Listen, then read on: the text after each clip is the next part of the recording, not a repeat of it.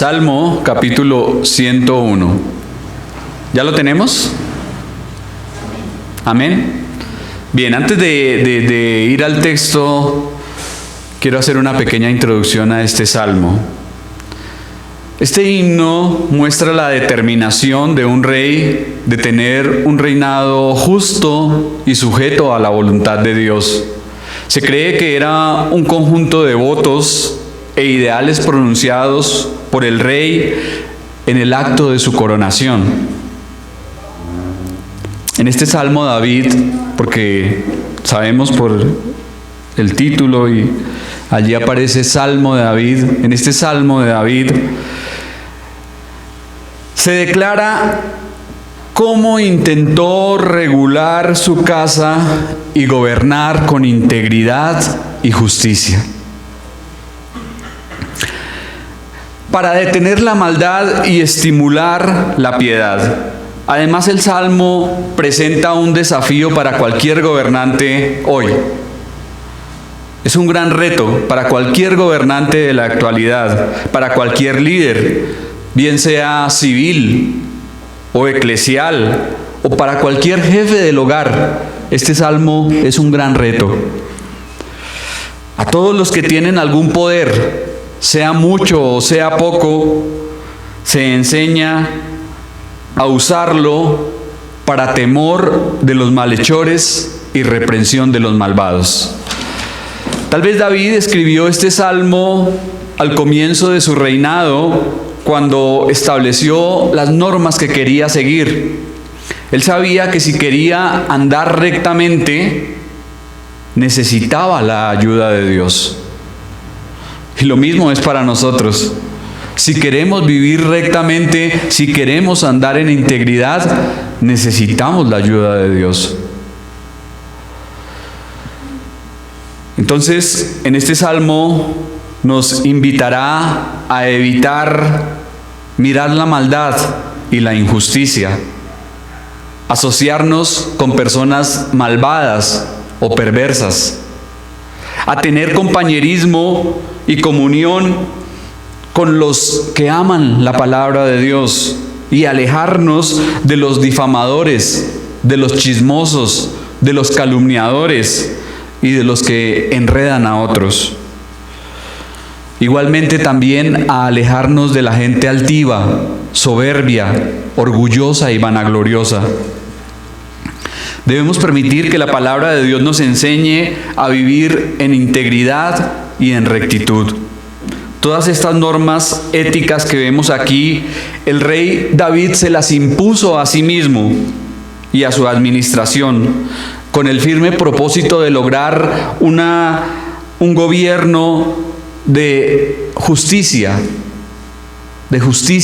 y de rectitud. En las tres primeras estrofas, versículo 1, 2 y 3, él afirma las normas personales con las cuales se compromete. En las próximas, versículos 5, 6 y 7, declara las que promoverá entre los oficiales de su corte. Y en la última, versículo 8, enfoca las obligaciones públicas de su rango como cabeza del Poder Judicial. Notemos que aunque las aspiraciones de David quedaron más allá de sus logros, aunque todo esto en teoría fue excelentísimo, sin embargo David no lo alcanzó en su gobierno. Pero esto nos apunta a cuando Jesucristo venga para reinar sobre el trono de David. Allí habrá una justicia perdurable, allí habrá una total equidad, allí realmente se cumplirá esto a cabalidad y en perfección. Sin más preámbulos, entonces vamos al pasaje, capítulo 101, versículo 1 y 2, dice la palabra de Dios. Misericordia y juicio cantaré, a ti cantaré yo, oh Jehová. Entenderé el camino de la perfección cuando vengas a mí. En la integridad de mi corazón andaré en medio de mi casa. Qué grandioso es cuando un líder o gobernante vuelve su corazón a Dios para alabarle. Y aquí David lo está haciendo. Misericordia y juicio son características especiales de Dios. Así que el rey quiere seguir este mismo modelo en el ejercicio de su autoridad, de modo que sujeta su propia persona y su administración a las demandas de Dios. El filósofo griego Platón escribió una obra hace muchísimo tiempo, hace muchísimos años, llamada República. Y esta obra sirvió como base para movimientos e ideas políticas. La idea de este filósofo, de este pensador de antaño, era que los sabios gobernasen las naciones. Esa era su idea y por eso fue que escribió todo esto. Que ellos fuesen los reyes, presidentes y dirigentes. Pero eso ha sucedido en la realidad. En el gobierno que hemos visto a lo largo de toda la historia, ¿han gobernado los hombres sabios? ¿Qué hemos visto? ¿Quiénes han presidido? ¿Quiénes han estado en el poder y quiénes siguen en el poder? Los corruptos, los injustos, los torcidos, los perversos, los mentirosos, los altaneros, los orgullosos. Gente que no teme a Dios. Y por eso la democracia, tal como se conoce hoy, en realidad ha sido desastrosa para muchas naciones. Y aunque han habido diferentes movimientos políticos, dictaduras y monarquías, ninguno de ellos ha gobernado rectamente para Dios. Ninguno ha gobernado rectamente para Dios. Pero un día todo eso va a terminar. Y esa es nuestra esperanza y esa es nuestra confianza. ¿Cuándo va a ocurrir esto? ¿Cuándo van a cambiar las cosas? Cuando Cristo reine. Amén. El rey tiene que dar atención a la integridad. Mire que allí se menciona la palabra integridad. En su propia casa, en sus pensamientos y en sus juicios morales. Y para esto reconoce que necesita la presencia de Jehová Dios en su vida. Pero ¿qué será eso de integridad? ¿Qué idea nos da esa palabra? Cuando hablamos de integridad o pensamos en la integridad de alguien, ¿qué idea tenemos? Un conjunto de cosas en un solo camino del bien.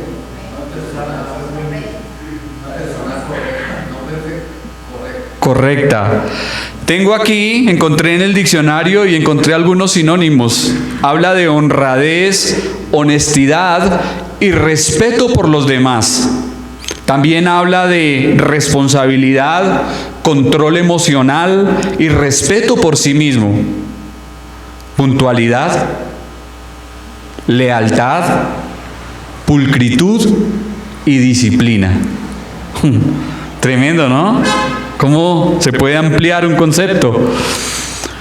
Congruencia y firmeza en las acciones. En general, alguien íntegro es alguien en quien se puede confiar. Actuar con integridad tiene que ver con escoger vivir conforme a los principios éticos y morales de Dios. Eso es integridad. Escoger vivir de acuerdo a lo que Dios demanda en su palabra. Es vivir conforme a la palabra del Señor y a sus principios y normas para nuestra vida. Una persona con integridad tiene un carácter libre de corrupción e hipocresía. El salmista sabe que para vivir en integridad necesita la ayuda de Dios, como ya lo dije. Por lo tanto dice, entenderé el camino de la perfección cuando vengas a mí. Es decir, que sin la presencia y el poder de Dios en su vida no puede haber misericordia, no puede haber juicio y mucho menos integridad. Sin el favor de Dios, todas estas cosas son imposibles e inalcanzables. Versículo 3 y 4. No pondré delante de mis ojos cosa injusta, aborrezco la obra de los que se desvían, ninguno de ellos se acercará a mí, corazón perverso se apartará de mí, no conoceré ¿a quién? Al malvado. Estos pasajes indican que la integridad de vida conlleva al rechazo de ciertas cosas y de ciertas personas, de todo lo que no agrade a Dios. Cuando David dice que no pondrá delante de sus ojos cosa injusta, dice que no mirará con aprobación nada que sea malo, ya sea una actividad, un plan o una persona. El salmista se propone no mirar nada indigno, no mirar nada indigno. Uno debe decidir evitar todas las tentaciones que comprometen su integridad. Es necesario y fundamental trazar límites y tomar determinaciones firmes frente al pecado y la maldad. En el libro de Daniel veíamos algo que hizo este joven cuando fue deportado allí siendo un adolescente a Babilonia. ¿Qué propuso en su corazón? No contaminarse con la porción de la comida del rey. Y eso fue lo que lo mantuvo en integridad, que él hizo una proposición antes, desde antes. Escuchaba también la vida de un hombre llamado Jonathan Edwards. Este hombre hizo 70 resoluciones. Resolvió para su vida 70 cosas y las tuvo allí por siempre durante su vida. Y la primera resolución es: viviré para Dios. Y la segunda: lo haré aunque nadie más lo haga. Aunque nadie lo haga, yo voy a vivir para Dios. Este hombre resolvió resueltamente, ¿sí?, vivir para Dios. Si somos lapsos y permisivos con ciertas cosas o personas que puedan ir comprometiendo nuestra integridad, finalmente cederemos ante la presión de la tentación y caeremos en el pecado.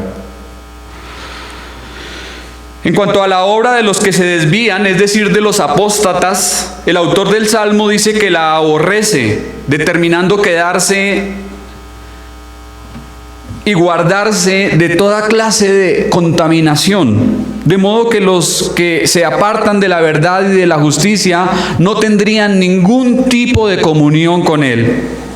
El rey solamente deseaba comunión y compañerismo con aquellos que amaban y obedecían a Dios. En otro pasaje la Escritura nos dice: ¿andarán dos juntos si no estuviesen de acuerdo? ¿Qué compañerismo hay entre el creyente y el incrédulo? ¿O qué amistad puede haber entre la luz y las tinieblas? ¿O qué concordia entre Cristo y Belial? Un teólogo del pasado llamó a la amistad una escuela de virtud o una escuela de vicio. Es decir, que las personas que nos rodean, la gente que está a nuestro alrededor, de alguna forma influencia nuestras vidas, para bien o para mal. Un adagio popular dice: dime con quién andas y te diré quién eres. Si verdaderamente andamos con Dios, evitaremos todo tipo de personas que nos inviten o inciten a fallarle. Si amamos a Dios, haremos de lado a todas esas personas que nos inviten a pecar, que nos inviten a lo malo. Gente que no nos convenga, es mejor apartarlos de nosotros. Debemos de ser selectivos con las personas que están a nuestro alrededor. El Proverbio capítulo 1 dice: Hijo mío, si los pecadores te quisieren engañar, no consientas. No consientas. Entonces simplemente hay que decir una palabra pequeña. ¿Cuál es? Palabra pequeña que puede llegar a librarnos de caer en grandes y horrendas cosas. Palabra pequeña, pero muy importante y necesaria. No, no al pecado. No a la influencia de personas torcidas e idólatras.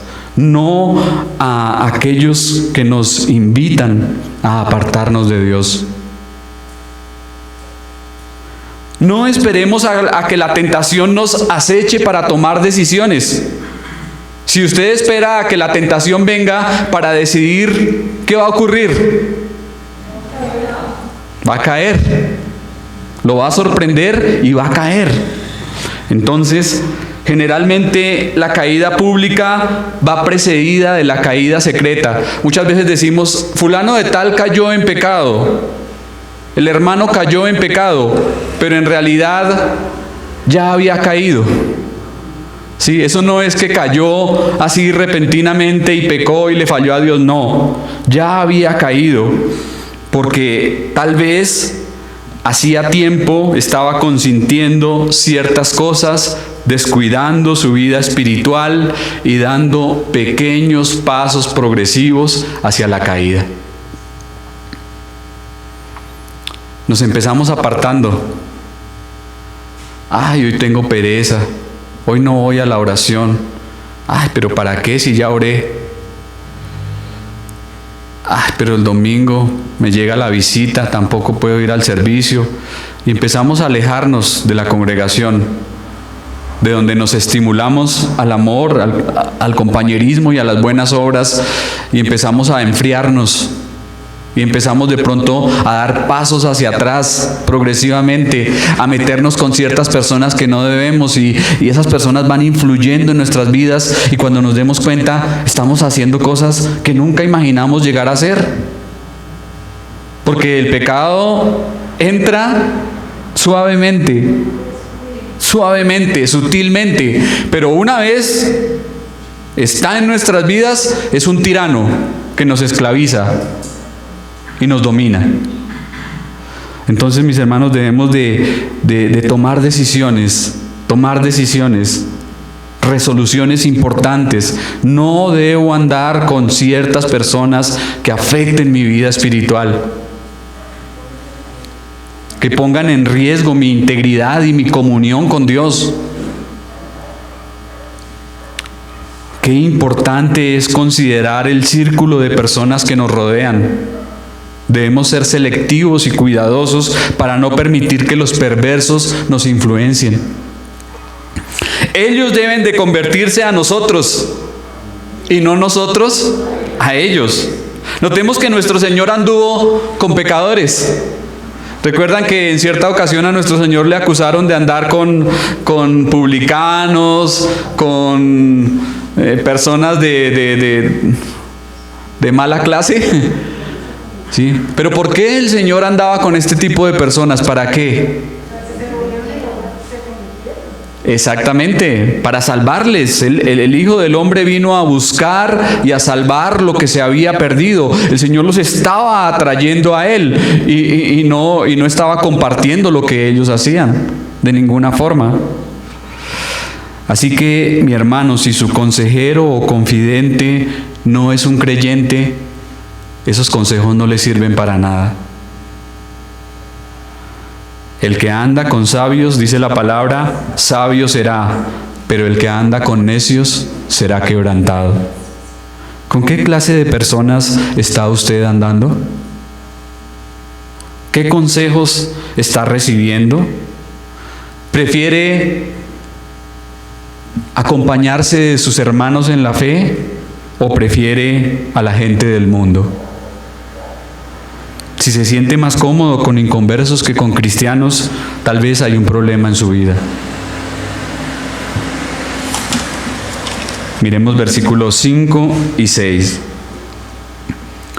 Al que solapadamente infama a su prójimo, dice el salmista, yo lo destruiré. No sufriré al de ojos altaneros y de corazón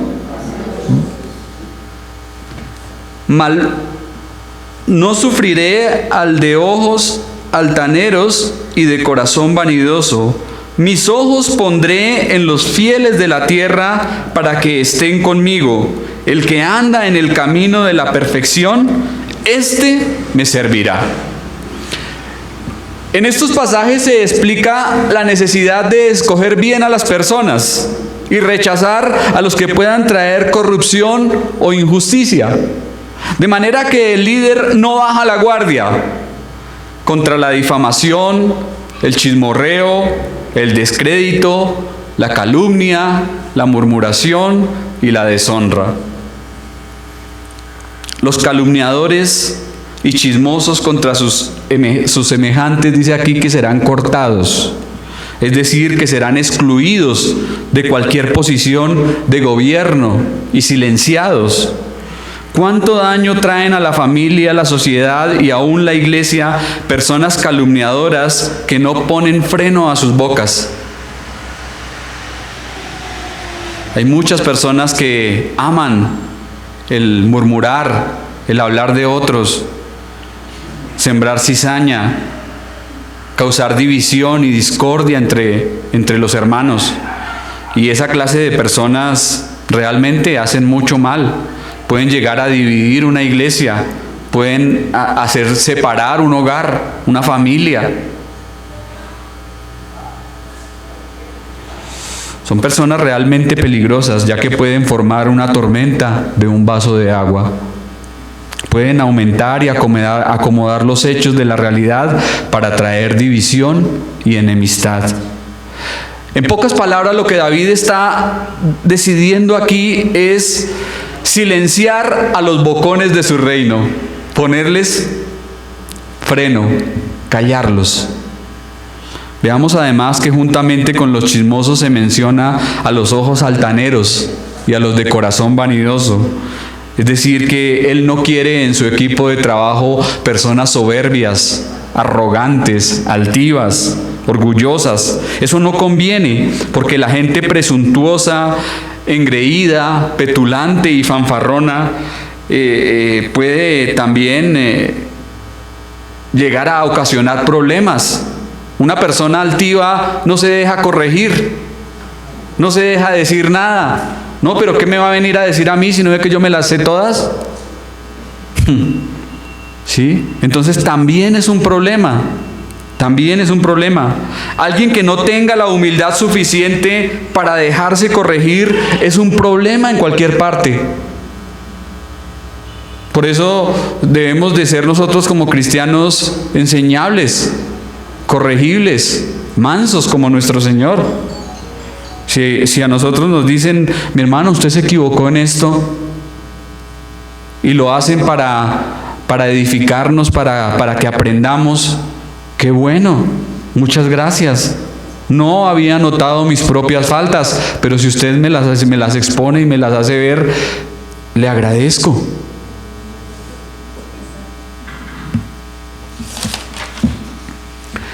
En el versículo 6 David dice, mantendrá sus ojos en los fieles de la tierra, o sea que escogerá como modelos y amigos a personas que fuesen veraces y piadosas.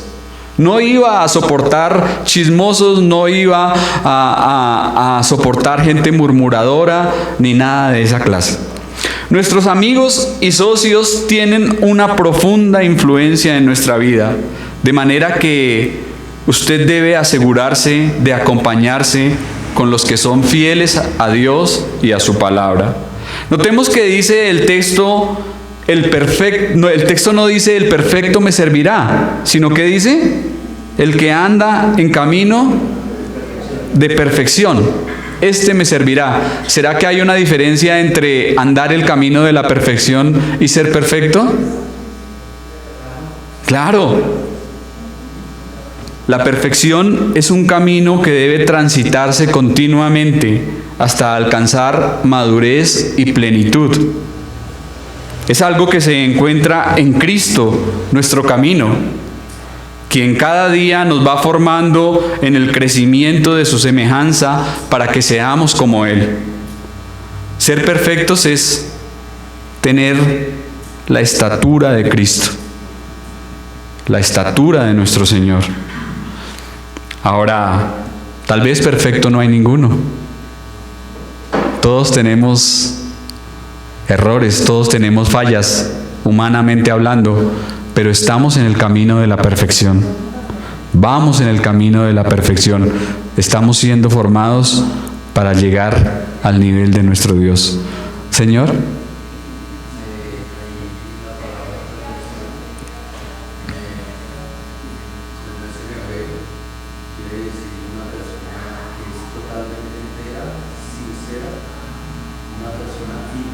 Uh-huh.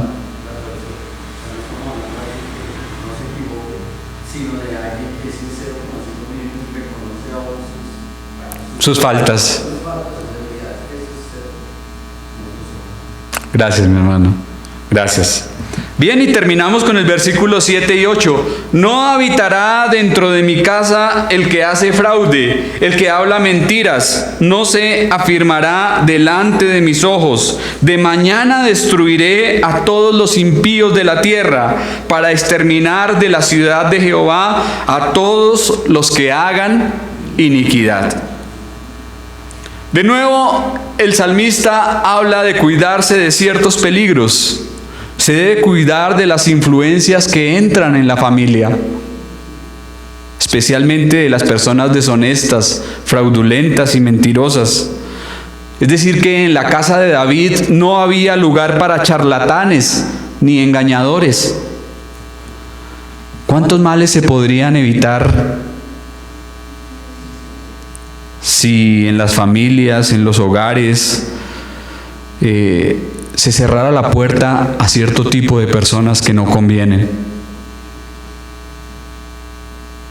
¿Cuánta gente entra solapadamente con el título de amistad para hacer daño en las casas? Y debemos de tener sabiduría aquí para aplicar esto. ¿A quién le permite usted entrar a su casa? La palabra nos da consejo para todo. Dice, si alguno viene a vosotros y trae una doctrina distinta, diferente de la que os hemos enseñado, no le recibáis en casa y le digáis bienvenido. Porque si le dices bienvenido, estás siendo partícipe de sus malas obras. No, pero es que él es un hermanito, bien intencionado.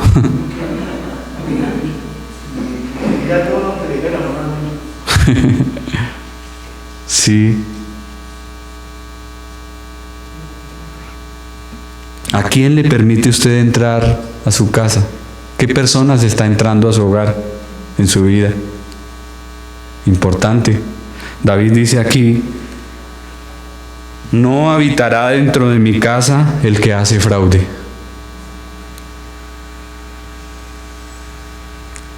Ni el que habla mentiras se afirmará delante de mis ojos. No, pero es que esa persona es buena gente, es algo mentiroso, es un poquito exagerado. No, tenga cuidado, mi hermano, tenga cuidado. La expresión de mañana del versículo 8 alude a la costumbre oriental de convocar la corte a primera hora. Y eso nos habla de administrar justicia rápida y oportunamente, con prontitud, con ligereza. El rey se propone tratar toda manifestación de maldad con prontitud y severidad.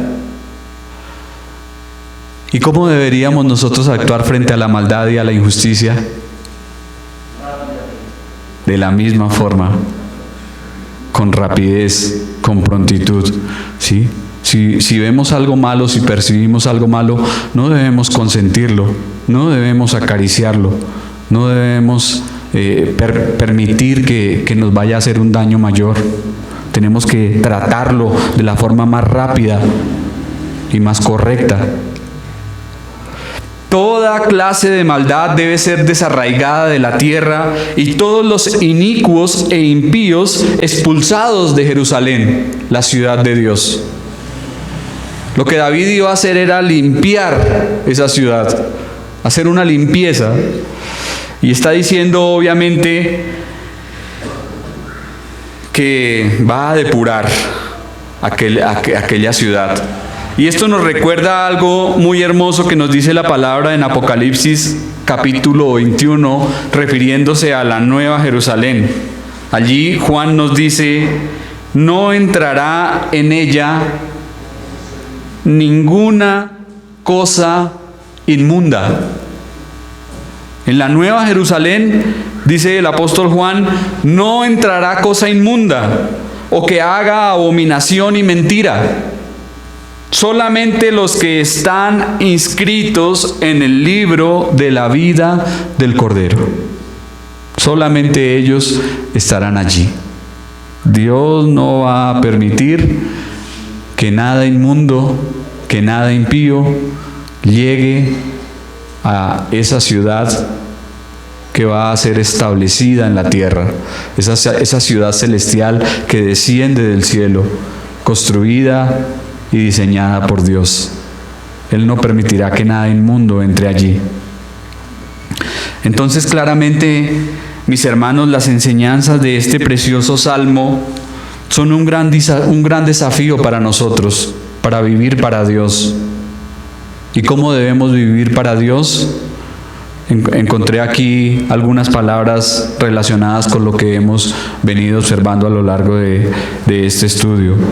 Vivir para Dios en alabanza, en comunión, en integridad, en justicia, rectitud, verdad, humildad, fidelidad, perfección y piedad. De esa manera debemos vivir para Dios. ¿Practica usted estas virtudes? ¿Se complace usted en su andar cristiano? ¿Está viviendo en integridad, en comunión, en alabanza, en verdad, en fidelidad, en rectitud? ¿Es usted un hombre o una mujer piadosa? Oremos.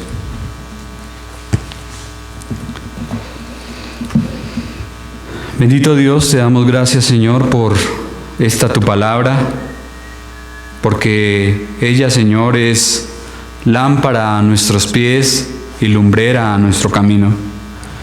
Gracias, Señor, porque aunque no somos perfectos, vamos en el camino de la perfección, porque estamos en Cristo y Él ha comenzado en nosotros una buena obra, la cual será fiel en llevar a cabo hasta su regreso. Señor, gracias porque tú nos adviertes, Señor, tú nos hablas y nos muestras, Señor, cuán importante es estar rodeados de personas que te amen y que amen tu palabra. Ayúdanos, Dios, a desechar todos aquellos mentirosos, fraudulentos, todos aquellos, Señor, que nos inciten a lo malo, que de alguna forma nos influencien, Señor, en lo negativo. Permítenos decirles que no. Vivir para ti, Señor. Vivir para ti, Señor, y para la gloria de tu santo nombre. Andar como ciudadanos del reino de los cielos en esta tierra. Ser luz en medio de las tinieblas y ser sal, Señor. Bendito Dios, ayúdanos, Señor, porque es un desafío muy grande, pero tú nos das la fortaleza, Señor, para poderlo cumplir, y no nos confiamos, Señor, en nuestro poder, sino en el poder tuyo, Señor, en el poder de tu Espíritu. Te damos muchas gracias, Señor, por esta palabra. Te pedimos que nos ayudes, Señor, y que permita, Señor, que cada día andemos en integridad para ti, que seamos más íntegros, Señor, cada día, y busquemos agradarte en todo lo que somos, en nuestro andar cristiano. Te damos muchas gracias en el nombre de Cristo Jesús. Amén.